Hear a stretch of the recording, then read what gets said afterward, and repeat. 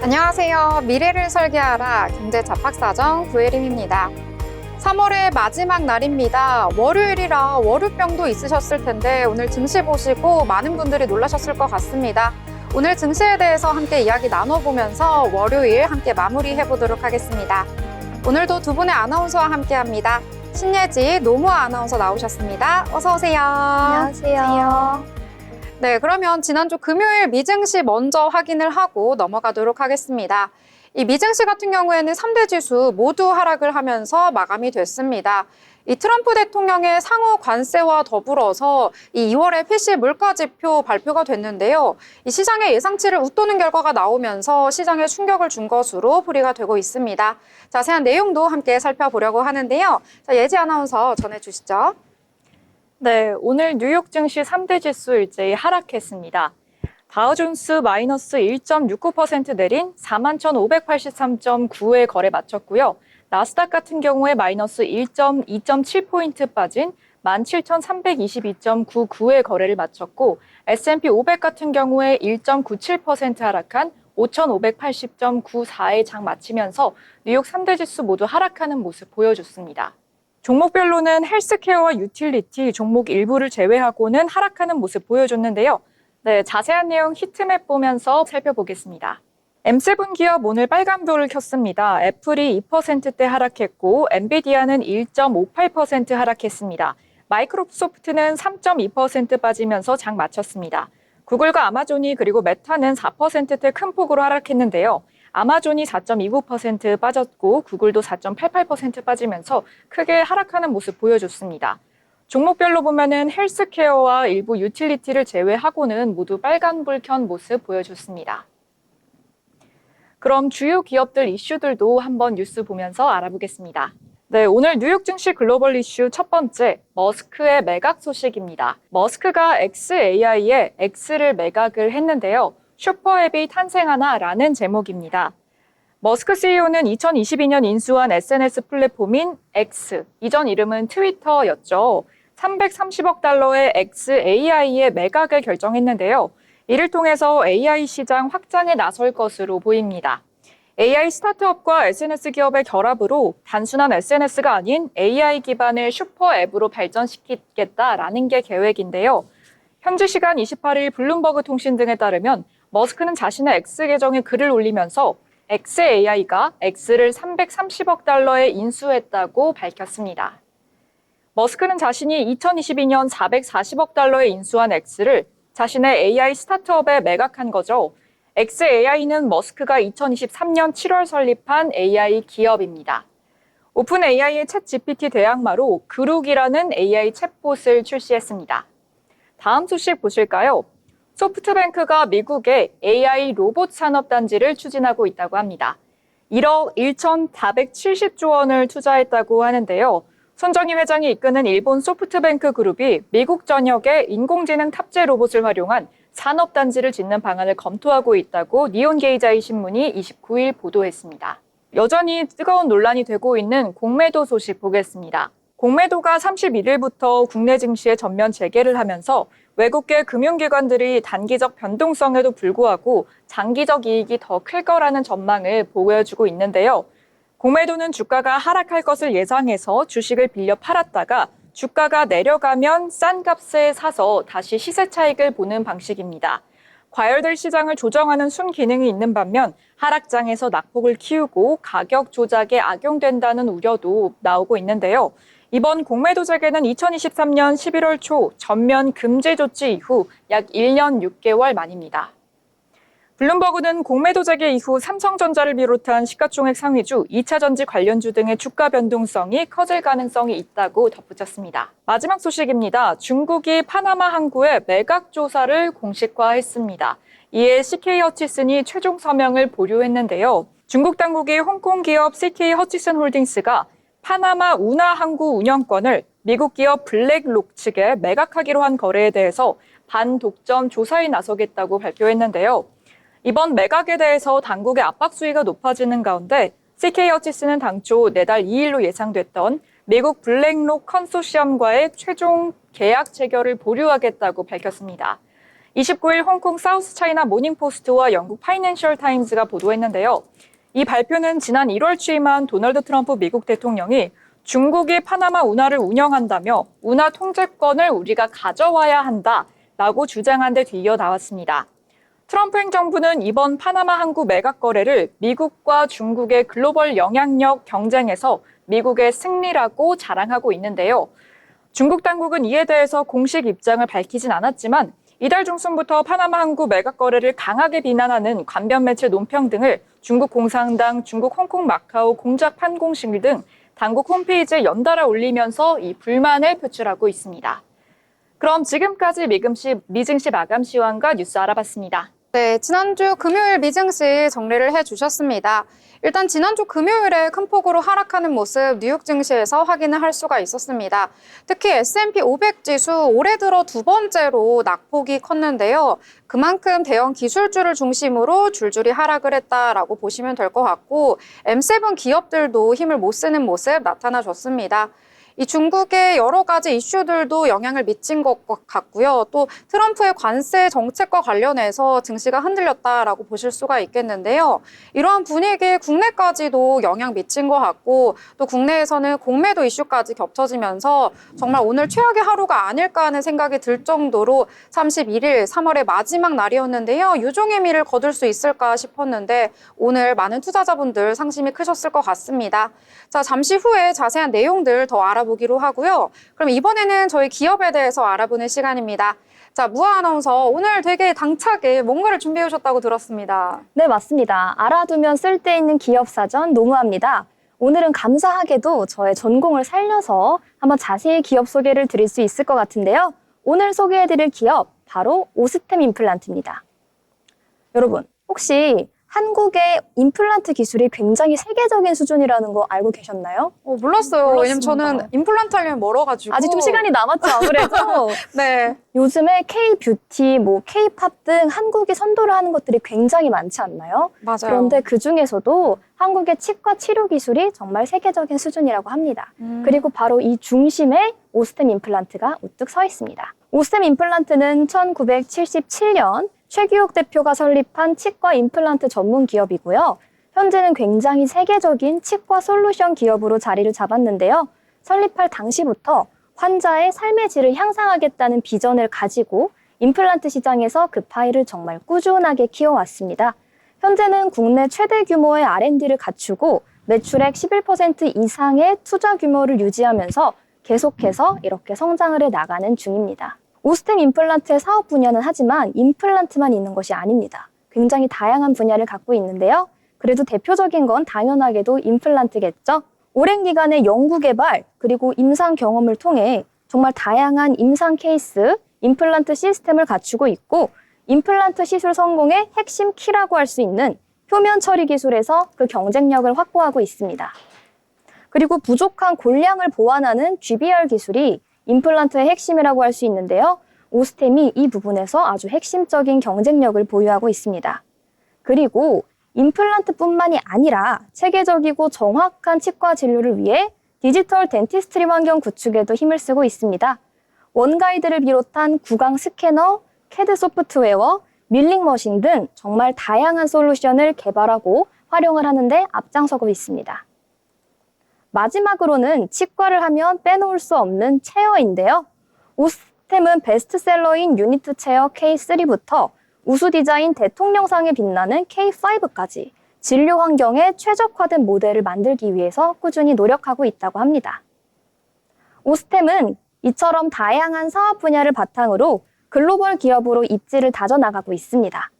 2007년 미국, 유럽, 중동, 아시아 등 정말 다양한 지역으로 사양을 확장했고 글로벌 네트워크를 구축하고 있습니다. 그리고 현재는 전 세계 90여 개국에서 임플란트 시스템과 관련된 기술을 공급하고 있고요. 2017년부터 2022년까지는 6년 연속 임플란트 판매량 세계 1위를 기록하기도 했습니다. 그리고 2023년 결산 매출은 1조 2,083억 원을 달성했습니다. 네, 이렇게 지금까지 오스템 임플란트에 대해서 한번 간략하게 살펴보았는데요. 임플란트 기술을 배우는 나라에서 임플란트 기술을 선도하는 나라로 성장하기까지 한국의 짧고 굵은 역사를 함께한 오스템 임플란트였습니다. 국내 최대 그리고 세계 최고라는 그 입지를 보유하고 있는 만큼 앞으로 오스템 임플란트가 보여줄 그 방향성이 더더욱 기대가 됩니다. K-팝을 넘어서 K-덴티스트리가 유행을 선도하는 그날까지 오스템의 행보 지켜봐 주시면 될 것 같습니다. 그러면 지금까지 알아두면 쓸데있는 기업사전이었습니다. 네, 오늘 오스템 임플란트에 대해서 이야기를 해주셨습니다.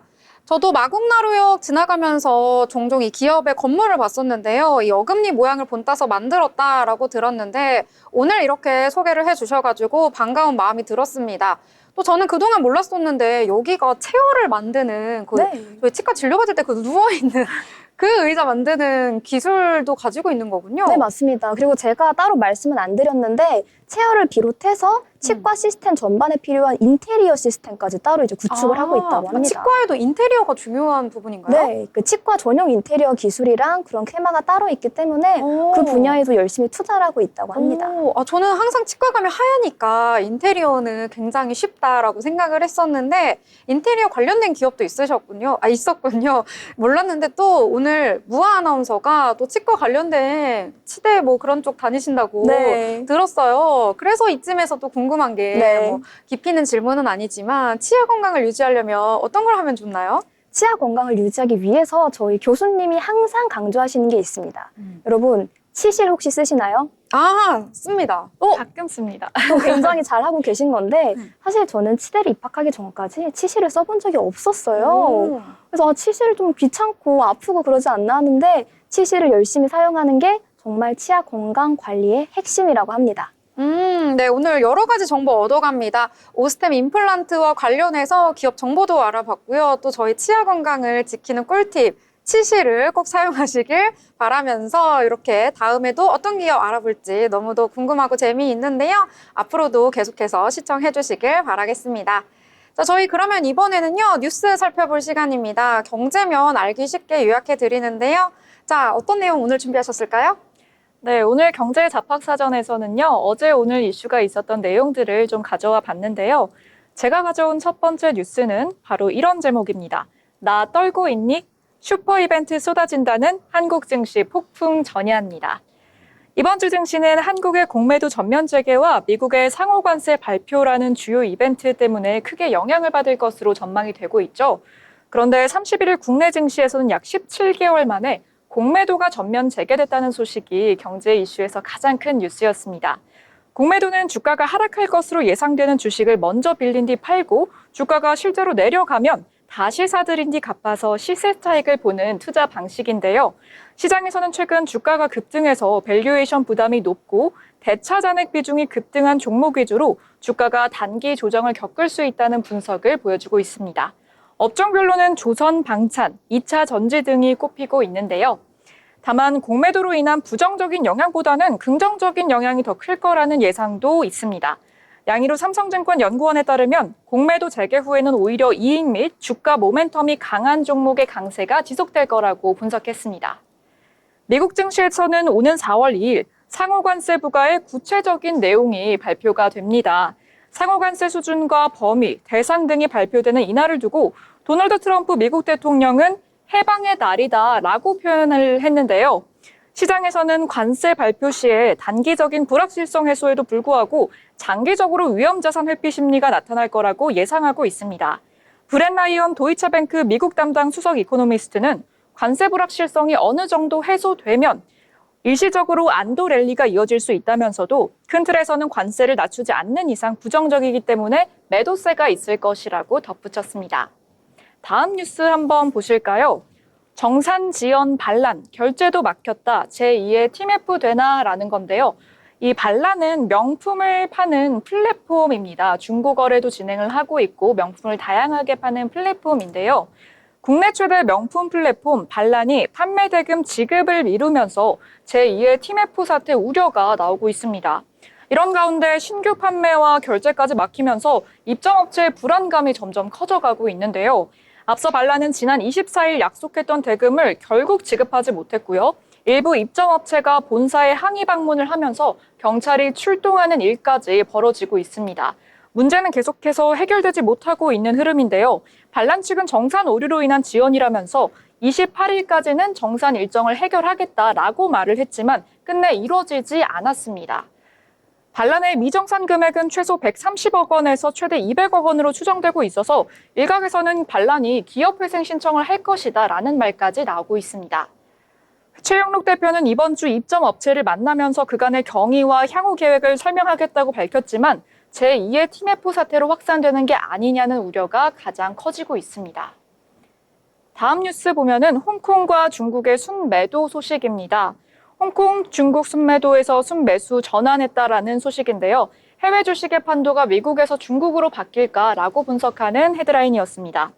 올해 들어 국내 투자자들의 해외 주식 판도가 크게 바뀌고 있는데 원래는 미국 주식을 주로 많이 했죠. 미국 주식의 순매수 규모는 줄어들고 있는 반면에 지난해까지는 순매도세였던 홍콩과 중국 주식을 사들이고 있다고 합니다. 30일 한국예탁결제원에 따르면 국내 투자자들은 1분기 홍콩과 주식 중국 순매수 금액은 각각 한화로는 6,869억 원, 482억 원으로 집계됐는데요. 국내 투자자들은 홍콩 주식은 2021년부터 중국 주식은 2022년부터 지난해까지 매년 순매도해왔습니다. 특히 지난해 순매도세가 두드러졌는데요. 해당 기간 동안 홍콩과 중국 주식이 약세를 보였고 국내에서 대규모 투자 손실이 발생한 홍콩 ELS 사태까지 있었기 때문에 투심이 급격하게 얼어붙은 것으로 풀이가 됐었는데요. 해외 주식 결제 금액이 2배 이상 늘어난 것은 대부분은 지금까지는 미국 주식이 차지하고 있었습니다. 반면 최근은 매수세를 보여주고 있는데요. 같은 기간 홍콩 주식의 매수 금액은 1월 1억 600만 달러에서 2월은 4억 1,700만 달러, 3억 7억 500만 달러로 매월 급증하고 있습니다. 전문가들은 도널드 트럼프 미국 대통령의 관세 정책 등으로 글로벌 경제 상황이 급변하고 있는 상황에서 약세를 보이고 있는 미국과 한국, 일본에 들어있던 자금이 중국과 유럽 등으로 이동하는 게 아니냐라는 분석을 내보이고 있는데요. 시장은 이 같은 머니 무브의 시작을 딥시크가 견인했다고 보고 있습니다. 지난해 12월 발표된 중국의 생성형 인공지능 딥시크가 챗 GPT로 대표되는 미국의 인공지능과의 경쟁력을 입증했다는 평가를 받은 것이 투심에도 영향을 미쳤다고 봤습니다.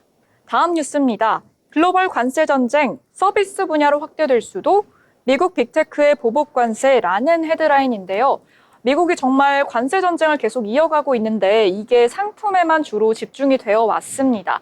그런데 관세 전쟁이나 관세 보복을 하는 나라들이 가진 카드가 바로 미국의 서비스업에 관세 보복을 하는 것으로 지금 생각이 되고 있는데요. 최근 격화되는 미국발 글로벌 관세 전쟁이 서비스 분야로 확대되고 있다는 분석이 나왔습니다. 아직까지는 분석일 뿐이지만은 충분히 가능성이 있는 예측인데요. 현실적인 제약은 있지만 디지털세 등 규제 완화를 통해 미국 빅테크 산업을 겨냥할 가능성이 크다는 점에서 이런 분석이 나왔습니다. 30일 DB금융투자는 현재 무역 전쟁이 주로 상품에 집중되고 있었지만 서비스 분야도 간과할 수 없다고 분석했습니다. 미국은 최대 서비스 수출국인 만큼 저희가 구글부터 해서 정말 많은 것들을 미국의 플랫폼으로 이용을 하고 있죠. 서비스에서 지속적인 흑자를 기록하고 있기 때문에 다른 나라들이 관세 보복 수단으로 미국의 서비스 산업을 제한할 가능성이 크다고 말했습니다. 박성우 DB금융투자연구원은 구글, 마이크로소프트, 메타, 아마존, 넷플릭스 등이 제공하는 클라우드, 광고, 소프트웨어, 콘텐츠 등은 미국 경제의 주요 수익원이면서 상품 무역 적자를 상쇄한다고 설명했습니다. 해당 연구원은 미국 기술 기업들이 전 세계에서 강력한 시장 지배력을 가지고 있는 만큼 상품 무역에서 보복 수단이 부족한 국가들이 미국의 서비스 부분을 보복 대상으로 고려할 수 있다고 설명했습니다. 서비스 분야로 관세 전쟁이 만약에 전개된다면 다음과 같은 그림이 그려지게 되겠는데요. 이런 조치를 취하고자 하는 국가는 예를 들어 디지털 서비스의 부과를 강화하는 형태로 미국 정보통신 기업에 추가 세금을 요구하거나 데이터 관리 규제 수위를 높이고 미국 기업이 보유한 특허나 저작권 등의 지적재산권 사용을 제한할 수 있습니다. 미국 주도의 서비스 교육이 상품 교역 갈등을 완화하는 수단이 될 가능성도 있습니다. 무역 전쟁이 서비스 분야로 확대되면 미국을 포함한 글로벌 경제에 막대한 영향을 끼칠 수 있기 때문인데요. 이에 미국의 지역은 빅테크 기업에 대한 디지털세 완화를 관세 갈등 완화 카드로 이용할 수도 있을 것입니다. 최근 상호 관세를 앞둔 인도의 구글세 폐지 추진이 대표적인 사례라고 볼 수 있겠는데요. 해당 연구원은 상품은 보호무역을 지향하고 서비스는 자유무역을 지향하는 트럼프의 행정부 정책 논리는 다분히 모순적이라고 평가했는데요. 무역전쟁이 광범위한 서비스 분야를 확산하는 극단의 경우가 아니라면 미국 중심의 글로벌 서비스 교역 구조는 상품 분야 무역 분쟁 격화를 일부 완충시킬 수 있는 재료가 될 수도 있다는 의견을 밝혔습니다. 다음 뉴스는 K-팝 소식입니다. K-팝 같은 경우에 BTS가 올해 완전체로 결합할 수 있다는 소식이 이어지고 있는데요. K-팝 대표 기업의 음반 수출 금액이 지난달부터 눈에 띄게 증가하고 있습니다. 중국과 일본을 중심으로 방탄소년단, 블랙핑크 멤버들과 세븐틴, 에스파, 아일릿 등 아이돌들이 인기를 끌면서 전체 수출 증가를 견인했는데요. 관세 무풍지대로 관심을 모아온 관련주의 실적 개선 기대도 커지고 있습니다. 30일 대체 데이터 플랫폼 한경에이셀에 따르면 3월 국내 음반 DVD 수출액 잠정치는 2,013만 달러로 작년 같은 기간보다 6.4% 증가했습니다. 지난달 3,625만 달러로 46.1% 급증한 데 이어 2달 연속 상승 추세를 보이고 있는데요. 중국 수출이 두드러지게 불어났습니다. 지난달 중국 음반 DVD 수출은 1,341만 달러로 작년 2월과 비교하면 107.9%나 늘었고요. 이달 1에서 20일에도 998만 달러로 23.2% 증가했습니다. 일본 수출은 이달 들어 주춤하고 있지만 지난달엔 1,005만 달러로 72.9% 급증했습니다. 한국의 음반 DVD 수출액에서 중국과 일본이 차지하는 비중은 지난달 기준 64.7%에 달하는 등 계속해서 상승세를 견인하고 있는데요. 용산구의 음반 일본 수출도 73.9% 늘어서 눈길을 끌었습니다. 제이홉, 진 등 속속 전역 중인 BTS 멤버들의 활동이 영향을 미친 것으로 풀이되고 있는데요. 황지원 IM증권 연구원은 중국에서 지난달부터 한알령 해제 기대감이 확산하고 있으면서 기존 K-팝 팬덤이 강화되는 분위기라고 적었습니다. 일본은 작년부터 오리콘 싱글 차트 탑 30에 K-팝 비중이 31%를 차지할 정도로 현지화 전략이 좋은 전략을 거두고 있다라고 말했습니다. 증권사들은 올해 엔터테인먼트 상장사의 실적에 낙관적입니다.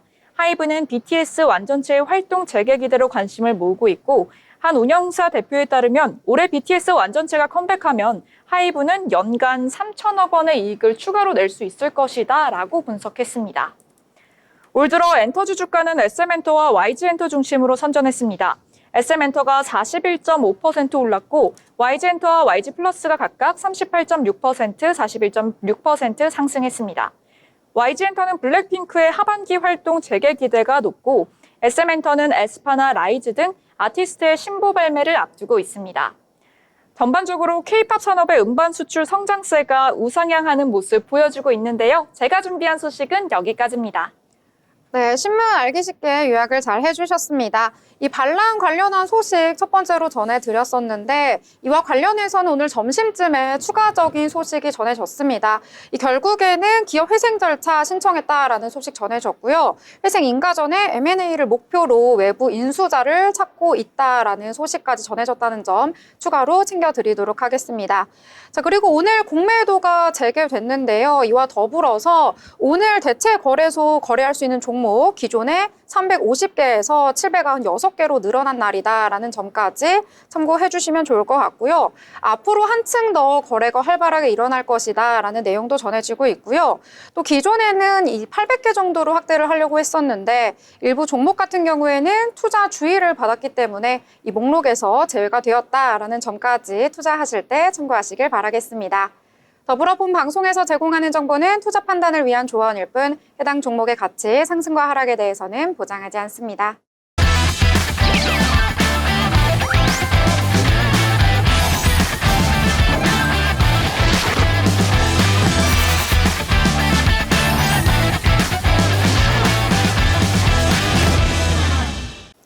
네, 이번 시간은 돈을 잘 벌고 싶은 고수가 되고 싶은 아나운서들이 모여서 주식 이야기, 경제 이야기 함께 다뤄보도록 하겠습니다. 자, 먼저 국내 증시 살펴보고 넘어가려고 하는데요. 이 국내 증시 같은 경우에는 정말 최악의 하루가 아닌가 싶은 하루였습니다. 이 공매도 재개와 더불어서 이 미국의 상호 관세까지 여러 가지 악재들이 국내 시장까지 부정적 영향을 미친 것 같은데요. 이 공매도 같은 경우에는 1년 5개월 만에 다시 재개가 됐습니다. 예상대로 공매도 금지 기간에 이 주식을 증권사에서 불린 대차 잔고가 급등을 했던 쪽으로 이 수급이 많이 빠져나가는 흐름이 나타났었는데요. 자세한 분위기 함께 살펴보겠습니다. 자, 일단 코스피 같은 경우에는 전거래일 대비 3% 빠지면서 마감을 했습니다. 2481선에서 거래를 마쳤는데요. 오늘은 계속해서 좀 마이너스권에서 일정한 흐름 보이면서 흘러갔다라고 보실 수가 있겠습니다. 결국에는 2,500선이 깨졌다라고 보실 수가 있겠는데요. 이 코스피가 2,500선을 하회한 것은 지난달 4일 이후 처음이다라고 보실 수가 있겠습니다. 자, 일단 1월 초에 2,500선 안착을 했었는데 그 이후에 반도체 업종이 좀 개선을 할 수 있다라는 기대감 속에서 2,600, 2,700까지 올라섰는데요. 다시금 떨어지면서 좋지 않은 분위기가 연출이 됐습니다. 자, 여기에 가장 큰 몫을 했던 것은 바로 외국인이 아닐까 싶습니다. 오늘 코스피 시장에서는 1조 원 넘게 외국인이 물량을 추리하는 모습이 나타나면서 지수에 강한 하방 압력을 넣어줬다라고 보실 수가 있겠고요. 이 코스닥 같은 경우에도 역시 분위기는 좋지 않았습니다. 조금의 변동성 보이면서 좀 끌어올려주나 싶었는데 결국에는 3.01% 하락하면서 672선에서 거래를 마쳤습니다. 이 코스닥 같은 경우에는요, 외국인이 2천억 원 넘게 매도를 했고요. 기관 같은 경우에는 1,400억 원어치 매수 우위 보였다라고 정리를 해볼 수 있을 것 같습니다. 이 시가총액 상단에 위치한 종목들 확인해 보시면은요, 좀 암울했던 하루가 아닐까 싶은데요. 일단 코스피 시장에서는 반도체 투토 오늘 강하게 내려앉은 모습 나타나줬습니다. 삼성전자 3%대, SK하이닉스도 4%대 하락을 했는데요. 일단 미증시에서 필라델피아 반도체 지수가 급락을 했던 것도 영향을 미쳤고요. 공매도 역시도 부정적인 영향을 미쳤다라고 보실 수가 있겠습니다. 이 외에도 LG에너지솔루션 오늘 2차 전지가 큰 폭으로 하락을 했고요. 이 업종에 대한 부정적인 리포트가 나오면서 역시 하방 압력을 가해줬다라고 보실 수가 있겠습니다. 이 코스닥 역시도 알테오젠을 제외하고는 대부분이 하락을 했다라고 보실 수가 있겠는데요. 일단은 에코프로와 에코프로 BM의 하락폭이 굉장히 컸습니다. 그리고 또 알테오젠 같은 경우에는요, 오늘 상승을 하긴 했었는데요. 0.99% 소폭 상승을 했습니다. 이 비만 치료제형 주사제형 플랫폼을 개발했다라는 호재가 나오면서 오늘 상승을 한 건데요. 이 장중에는 6%가 넘는 상승을 보여주기도 했었는데 윗골이 길게 달리면서 내려왔다 이렇게 보실 수가 있을 것 같습니다. 자, 오늘장 여러 가지 내용들 있는데요. 대부분은 좀 부정적인 소식이어서 전해드리기가 오늘은 좀 죄송한데 그래도 즐겁게 이야기 나눠보면서 내일을 위한 전략 함께 세워보도록 하겠습니다. 자, 그러면 예지 아나운서 어떤 이야기부터 나눠보면 좋을까요? 네, 오늘 제가 세 가지의 특징주를 한번 가져와 봤습니다. 오늘 하락장이긴 하지만 특징주에서 상승한 종목도 있으니까요. 한번 확인을 해보겠습니다. 먼저 제가 첫 번째로 가져온 특징주는 에코프로비엠입니다. 자, 장을 마치고 오늘 기준 에코프로비엠 주식 같은 경우에는요.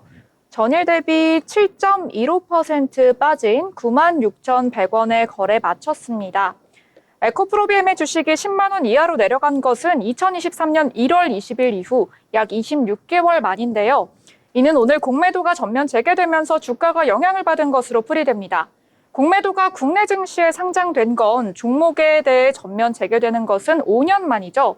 이렇게 한국투자협회에 따르면 지난 일주일 동안 에코프로비엠의 대차 잔고는 한국금융투자협회에 따르면 지난 일주일 동안은 1조 5,344억 원 3천만 원에 달했습니다. 이는 코스닥 시장 1위에 달하는 대차 잔고입니다. 대차 잔고는 투자자가 주식을 빌린 뒤 갚지 않고 보유 중인 물량을 뜻하는데요. 대차 잔고가 늘어났다고 해서 곧바로 공매도로 이어지는 것은 아닙니다. 공매도를 하기 위해서는 주식을 빌리는 과정이 필수적인 만큼 특정 기업 주식에 대한 대차 거래 잔고가 늘어가면 공매도 가능성이 높아질 수 있다고 해석될 수 있겠습니다.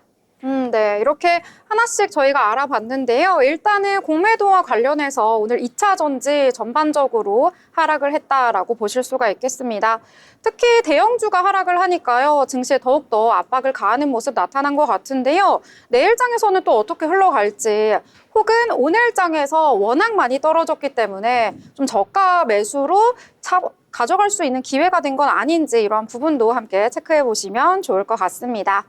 자, 저는 이번에 자동차 관련된 이야기 한번 나눠볼까 하는데요. 오늘 자동차 대표주 외에도요, 자동차 부품 단가까지 일제히 하락하는 모습이 나타났습니다. 오늘 장에서 안 떨어진 섹터가 없어서요. 이야기 나누기에도 부족하지만요. 그래도 미국발 소식이기 때문에 함께 전해드리도록 하겠습니다. 자, 일단 4월 3일 자정부터 트럼프 대통령이 예고한 자동차 관세 부과하기로 했었다는 소식 계속해서 저희가 전해드렸는데요. 영구적으로 관세를 부과할 것이다 라고 이야기를 했습니다. 자, 그런데요, 트럼프 대통령이 이번에는 자동차 관련해서 또 새로운 행보를 보였습니다. 이 디트로이트 자동차 업체들에게 전화를 돌렸다라는 소식이 전해졌는데요. 이 관세를 우리가 부과를 할 건데 그 부담을 이 기업들이 소비자에게 전가해서는 안 된다라는 경고를 했다라는 소식이 전해졌는데요. 이 관세를 물게 되면서 비용 부담이 증가하게 되더라도 이것을 차값을 인상하는 쪽으로 행보를 옮겨서는 안 된다라고 이 트럼프 대통령이 언급을 했다라고 전해졌습니다. 만약에 이러한 경고를 무시하고 차값을 인상하게 된다면 백악관이 이를 좌시하지 않겠다라고 무섭게 언급을 한 건데요. 일단 25%의 관세를 부과하게 되면 이 신차 기준으로 평균 가격을 이 대당 5천에서 $10,000만큼 인상을 할 수도 있다라는 이야기가 일각에서 전해지기도 했었는데요. 만약에 이러한 트럼프 대통령의 경고로 인해서 기업들이 가격을 동결하게 된다면 이 자동차 업계에는 막대한 손실이 일어날 수도 있다라는 전망이 나오면서 미증시에서도 자동차 업종 전반이 하락을 했다라고 보실 수가 있겠습니다.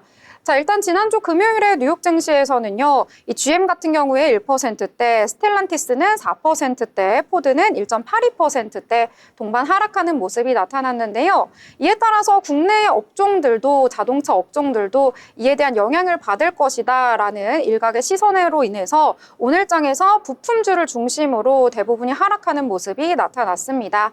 아까 마감 시황 전달해 드리면서 기아와 현대차 모두 하락을 한 것과 더불어서요. L7 만도도 4%대 하락을 했고요. 현대위아도 4%대, 성우 같은 경우에는 하락폭이 더욱더 큰데요. 11%대 하락을 하면서 마감을 했다라고 전달을 해 드리도록 하겠습니다. 자, 그러면 자동차 이야기 새로운 이슈가 나와서 전달을 해드렸는데요. 이번에는 저희가 예전에 전달해 드렸었는데 또 한 번 새로운 이슈가 나와서 함께 전달을 해드리려고 합니다. 바로 지난주 금요일에 이야기를 했었는데요. 크래프톤 이야기입니다. 이와 관련해서 오늘은 좀 안 좋은 소식이라고요. 네, 크래프톤 같은 경우에는 오늘 하락 마감을 했는데요. 신작 인조이 게임 출시에 따른 상승 랠리를 마치고 장 초반 약세 흐름을 보였습니다. 오전 10시 부근엔 7% 넘는 낙폭을 보이기도 했는데요. 인조이 출시에 따른 기대감으로 지난 24일 이후 5거래일 연속 강세를 이어오다가 오늘은 약세를 가져가고 있습니다. 크래프톤 보시면 전 거래일 대비 7.1% 빠진 33만 3,500원의 거래를 마쳤고요. 시가는 34만 9,500원에 시작한 모습 보였습니다. 크래프톤 같은 경우에 증권가에서는 인조이의 초반 평가를 바탕으로 장기 흥행을 기대하고 있는데요. 주가에도 긍정적인 영향이 있을 것으로 보고 있습니다. 오동환 삼성증권 연구원은 28일 출시된 인조이가 출시 2시간 만에 동시 접속자 무려 6만 명, 그리고 스팀 매출 순위 1위를 기록하면서 순조로운 출발을 했으며 최근 동접자는 8만 7천 명까지 상승했다라고 얘기를 했는데요. 스팀의 유저 긍정평가 84%로 유저와 스트리머 평가도 긍정적이며 주요 스팀 대작들의 1년 누적 판매량 대비 첫 주 최고 동접자 비율은 대략 3에서 8%로 이를 적용하면 인조이의 연간 판매량 추정치는 110만에서 290만 장 내외라고 예상했습니다. 인조이 이후에도 하반기 서브노티카2와 블라인드 스팟 등 신작 출시가 대거 예정돼 있어서 신작 기대감은 이어질 것으로도 전망했는데요. 그는 특히 블라인드 스팟은 5대5 전략 탑다운 뷰 슈팅 게임으로 같은 슈팅 게임인 배틀그라운드의 세계관을 공유한다는 점에서 기대감을 키우고 있습니다. 인조이의 성공이 블라인드 스팟으로 이어진다면 게임 라인업 확대 측면에서 크래프톤의 밸류에이션 상승을 이끌 것으로 예상된다고 말했습니다. 네, 이렇게 크래프톤 이야기 해주셨습니다. 지난주 금요일에 저희가 게임 이야기 나누면서 게임 좋아하는지 이런 부분에 대해서도 즐겁게 이야기를 나눴었는데요. 이 신작이 나오고 나서 이 효과가 다 떨어진 걸까요? 오늘은 좀 떨어지는 모습이 나타나서 아쉬운 마음이 들지만 또 앞으로의 상승할 수 있는 여력이 충분한 만큼 새로운 소식 나오는 대로 전달을 해드리도록 하겠습니다. 자, 그러면 저희 이번에는요, 인물에 대해서 함께 알아보려고 하는데요. 자, 무아 아나운서 어떤 인물인가요? 네, 저희 인물로그가 최근에는 앞으로의 행보가 정말 기대되는 미래에 관심을 가져야 할 인물들에 대해서 주로 다뤘다면 오늘은 인물의 과거로 한번 초점을 돌려보려고 합니다. 여기 계신 모든 아나운서분들께서 알고 계실 것 같은 오늘의 인물로그 주인공, 바로 안철수입니다. 최근 우리에겐 정치인으로 보다 익숙한 인물이죠. 그런데 여러분, 정치인으로서 안철수가 삶을 시작하기 이전 그에게는 의사 그리고 벤처 사업가라는 두 개의 정체성이 또 있었습니다. 그래서 오늘은 그의 정치 행보에 대한 얘기는 논외로 살짝 접어두고 정치인이 되기 이전 안철수가 어떤 삶을 살았는지 그 얘기를 한번 진행해 보도록 하겠습니다. 자, 여기 화면을 보시면 두 명의 안철수가 있습니다. 한 명은 비즈니스 가운을 입고 있고 한 명은 비즈니스 정장을 입고 있죠. 그만큼 하나도 해내기 힘든 일을 동시에 해낸 안철수, 과거에 어떤 삶을 살았는지 저와 함께 차근차근 살펴보도록 하겠습니다. 우선 안철수는 1962년 서울에서 태어났습니다. 어린 시절 그는 수학과 과학에 남다른 재능을 보였고 그만큼 탁월한 성적을 통해 서울대학교 의과대학에 입학하게 됩니다. 여기서 정말 특이한 점이 있는데요. 보통의 의대생들은 전공을 선택할 때 기초의학을 고르지 않습니다. 아무래도 연구를 하는 임상의학보다는 현장에서 필드로 뛰는 의사를 선호를 하게 되는 건데요. 안철수의 특이점은 바로 기초의학을 선택을 해서 생리학 연구교실에 진학을 했다는 점입니다. 바로 대학원생의 길을 걷게 된 거죠. 그러던 1988년 어느 날 안철수의 인생을 바꾼 정말 중요한 전환점이 도래하게 됩니다. 바로 대학원생 안철수의 컴퓨터가 세계 최초의 컴퓨터 바이러스인 브레인에 감염되고 만 것입니다. 이래서 안철수는 의학을 공부하던 중 컴퓨터 바이러스라는 새로운 문제 해결을 직면하게 됩니다. 그리고 이를 해결하는 마음으로 백신 개발에 도전을 하게 됐는데요. 그가 개발한 백신 프로그램 이름은 백신, 이후 이는 V3라는 이름으로 우리에게 알려지게 됩니다. 이 프로그램은 당시 컴퓨터 보안의 큰 문제들을 해결하면서 많은 사용자들에게 신뢰를 얻게 됐습니다. 정말 흥미로운 점이 세계 최초의 컴퓨터 백신이 1987년에 나온 것으로 추정이 되는데요. 안철수의 V3는 1988년 6월에 처음 배포가 됐습니다. 정말 발빠른 대처였다고 볼 수 있죠. 이후 그는 군의관에서 전역한 이후 의과대학 교수직을 내놓고 컴퓨터 바이러스 백신 개발에 집중하게 됩니다. V3뿐만 아니라 1991년에는 한국 최초의 압축 프로그램에 해당하는 미니파이도 개발을 했는데요. 1995년 초부터 7년 가까운 시간 동안 대가도 없이 백신을 주기적으로 업데이트를 하면서 한국 컴퓨터 바이러스의 최전선에 서게 됩니다. 하지만 후원단체를 찾지 못했고 1995년 3월 안철수 컴퓨터 바이러스 연구소를 창업하게 됩니다. 이 회사가 오늘날의 알랩이고요. 벤처 기업인으로서의 안철수의 삶이 시작되는 순간이었습니다. 기업인 안철수의 목표는 단순히 보안 소프트웨어를 만드는 것이 아니었습니다. 대한민국의 정보 보안 산업을 선도하겠다는 강한 꿈을 갖고 쭉 앞으로 나아갔고 V3 백신 프로그램은 전 세계적인 반향을 일으키면서 안철수와 알랩, 안철수 연구소는 정보 보안 기술의 선두주자로 자리 잡게 됩니다. 여기까지가 오늘 알아본 정치인이 되기 이전 안철수의 삶에 대한 이야기였습니다. 오늘은 우리가 익히 알고 있는 정치인 안철수가 아닌 사람을 고치는 의사에서 컴퓨터를 고치는 의사로 변화한 그의 삶을 한번 따라가 보았는데요.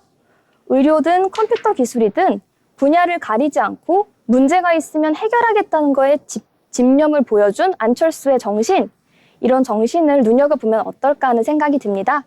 다음 시간에도 우리에게 영감을 주는 멋진 삶의 행보를 가진 인물들 알아보겠습니다. 네, 다음에 또 어떤 분을 소개해 주실지 궁금해지는 내용이었습니다. 자, 그러면 저희 이번에는요, 리포트 알아볼 시간인데요. 오늘 어떤 리포트 내용 준비하셨을까요? 네, 저는 중국 바이오 기업이 부상하고 있다라는 내용의 리포트를 좀 준비해 봤는데요.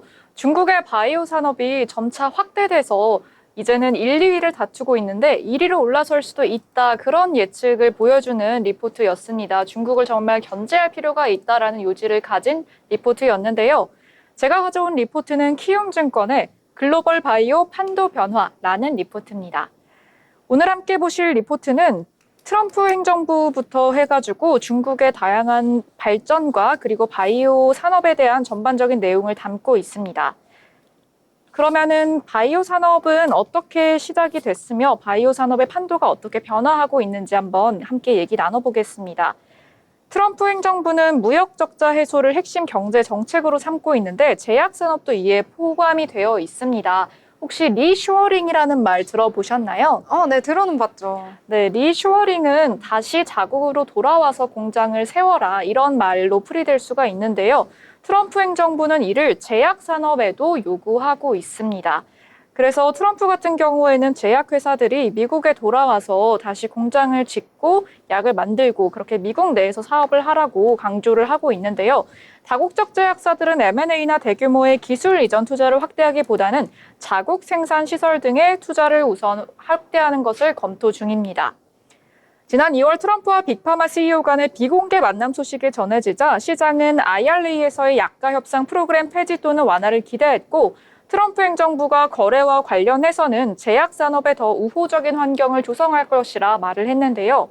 하지만 이후 보도에 따르면 트럼프 대통령은 미국이 다른 국가보다 더 높은 약값을 지불하는 것에 굉장한 불만을 표했고요. 제약사들이 의약품을 미국 내에서 제조하도록 압박했다라고 전했습니다. 4년 뒤에는 트럼프 행정부가 교체될 수 있기 때문에 마냥 리쇼어링 요구를 들어줄 수만은 없는데요. 제조시설 건설을 결정짓는 것도 오래 걸리고 규제 승인을 받는 데에는 5년 이상이 소요되기 때문입니다. 다만 분명한 기조는 세계 시장이 보호무역주의로 재편되고 있다라는 키워드인데요. 바이든 행정부에서도 의약품의 자국 내 생산을 촉진하기 위해서 세액공제나 보조금 지원 등의 정책을 펼친 바 있습니다. 트럼프 행정부에서 25%의 의약품 관세를 카드로 미국 내 리쇼어링을 유도하고 있습니다. 리쇼어링은 생산비와 인건비 절감 등을 이유로 해외로 생산시설을 옮긴 기업들이 다시 자국으로 돌아와 달라라는 현상을 말하는데요. 이에 따라 릴리, 화이자, J&J 등이 미국 내의 투자 공장 확대를 결정했습니다.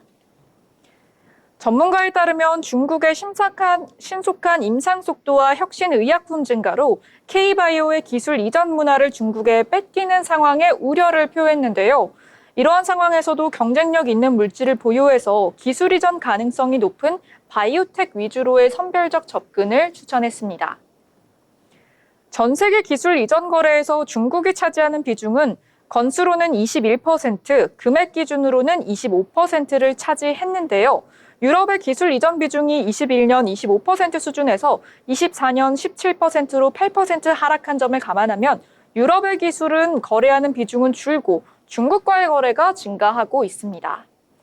불과 5년 전인 2020년 한국의 거래 건수 기준으로 비중 5%, 중국의 7%, 금액 기준으로 한국 6%, 중국 5%로 유사했다는 점에서 실로 엄청난 변화라고 할 수 있습니다. 이는 글로벌 임상 연구의 생태계 변화에서도 나타나고 있는데요. 중국이 발빠르게 성장하는 모습을 보여주면서 트럼프 역시 견제를 하고 있습니다. 중국이 그러면 어떻게 이렇게 빨리 발전을 하게 됐을까요? 국가 주도화의 바이오 산업의 발전을 주도하고 있는데요. 예를 들어 헬시 차이나 2030은 중국 정부가 발표한 국가적인 보건 정책입니다. 2030년까지 국민의 건강 수준을 향상시키고 보건 의료 체제를 강화하는 것을 목표로 하는데요. 더불어서 미국의 FDA와 유사한 우선 심사와 혁신 의약품 제도가 도입됐습니다. 또한 기존을 충족하지 못하는 저품질 제네릭 의약품이 퇴출되는 제네릭 품질 일관성 평가 제도도 도입됐습니다. 정말 국가적으로 다양한 정책을 시도하면서 중국의 바이오 산업이 급부상하고 있는데요. 미국의 바이오 산업 중에서 신임 회장 존 크롤리는 다양한 경고를 하고 있습니다. 그에 따르면 미국이 바이오텍의 우수성 중심을 유지할 수 있는 시간이 오직 3, 4년밖에 남지 않았다고 경고했습니다. 화이자의 CEO 또한 중국의 부상을 경고했는데요. 2019년에는 FDA가 승인한 항암제, 임상 시험 계획 중 중국 기업의 비중이 0%였던 반면 현재는 75%가 중국에서 온 것이라고 지적했습니다. 이 흐름이 지속된다면 5년 내에 전체 신약의 75%가 중국에서 나올 것이다 라고 강조했습니다. 지난 2월 21일 트럼프 행정부는 America First Investment Policy를 발표했죠. 이에 따라서 중국을 견제하고자 하는 움직임을 보여줬는데요. 미국의 국가 및 경제 안보를 이유로 특정 산업에 대한 해외 투자 제한을 강화하면서 이는 중국을 타겟으로 하고 있는 것으로 보입니다. 헬스케어 및 바이오 산업 기술도 규제 대상에 포함시키면서 전력적으로 중국을 견제하는 흐름을 보여주고 있는데요. 미국의 바이오 산업 리쇼어링과 국내 제약사 동향을 한번 보겠습니다. 이러한 기조 속에 국내 주요 대형사 삼성바이오나 셀트리온과 같은 기업들이 해외 공장 설립 고민이 깊어지겠습니다. 그런데 문제는 리쇼어링이 단기적으로 시행되기 어려운 분야가 바로 의약품 분야라고 설명드렸었는데요. 의약품 공장 건설에 무려 4년 이상이 소요가 되고요. 고환율, 캐펙스, 인건비 등이 미국이 훨씬 높아서 관세 부과보다 생산 효율이 낮을 수 있기 때문입니다. 국내 대표적인 CMO 기업인 삼성바이오로직스의 24년 미국 매출 비중은 26%로 약 1.1조 원을 기록했습니다. 생산 수주 계약은 통산 5에서 10년 단위의 중장기 계획을 하기 때문에 단기에 미치는 영향은 제한적이라 볼 수 있는데요. 또한 생산 원가가 상승된다 하더라도 배치 가격 상승으로 전가되고 여전히 국내 생산 가격이 서구권 대비 가격 경쟁력이 아직은 높은 상황입니다. 리포트는 리쇼어링으로 인한 일부 수주 영향 등이 있을 수는 있겠으나 그 영향이 아직까진 크지 않을 것이라고 전망해줬습니다. 네, 마지막으로 어떤 주식을, 어떤 바이오 섹터를 투자해야 될까에 대해서 전반적인 산업 분석을 보겠습니다.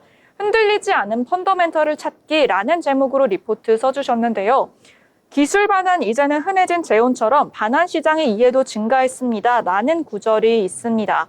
기술 이전은 신약 개발의 핵심 전략 중 하나인데요. 기술 이전을 하겠다라는 소식이 나오면 주가가 급등했다가 떨어지기도 하죠.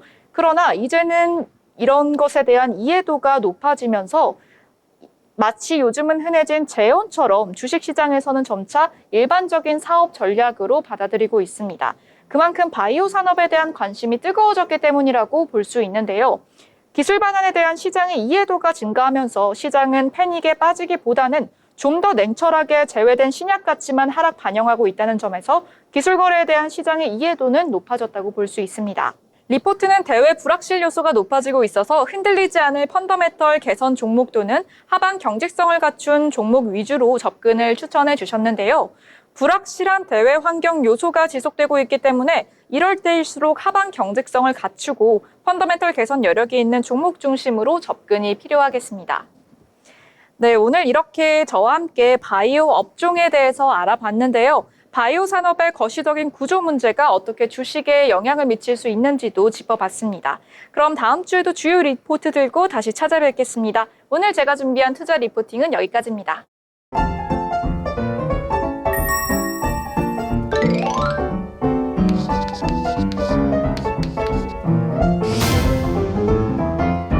네, 이제 오늘 힘들었던 장이었는데요. 정리를 해보도록 하겠습니다. 자, 무아 아나운서 어떻게 오늘 장 요약해볼까요? 굉장히 혼란스럽고 여러모로 떨어지는 요소가 많은 장이었던 것 같은데 이런 혼란 속에서도 오늘 전해드린 소식 잘 참고하셔서 투자자 여러분께서 좋은 방향 잡으셨으면 좋겠습니다. 네, 한 줄인데 굉장히 길었지만 잘 정리해 주셨습니다. 자, 그럼 예지 아나운서 어떻게 정리를 해볼까요? 네, 오늘 다양한 요소 때문에 좀 혼란스러웠던 시장이었는데요. 제가 바이오 섹터 산업에 관한 리포트도 소개해드린 만큼 바이오 산업에도 많은 관심 가져주시면서 오늘 다양한 주식 종목 투자에 참고해 주시길 바라겠습니다. 네, 바이오까지 잘 정리해 주셨고요. 참고해 주시면 좋을 것 같다라는 내용 전해 주셨습니다. 자, 저는 여러 가지 기사를 보니까요. 요즘 흥행했던 드라마 응용을 해서 제목을 만들었더라고요. 재밌어서 가져와 봤는데요. 폭삭 당했수다. 오늘 정말 너무 힘들었던 장이었는데요. 오늘을 잘 잊고 내일은 더 희망찬 내일이 되어보길 바라면서 오늘 방송 여기서 마무리 짓도록 하겠습니다. 내일이면 4월입니다. 새로운 마음가짐으로 저희 방송 함께 하도록 하겠습니다. 시청해주신 여러분 고맙습니다.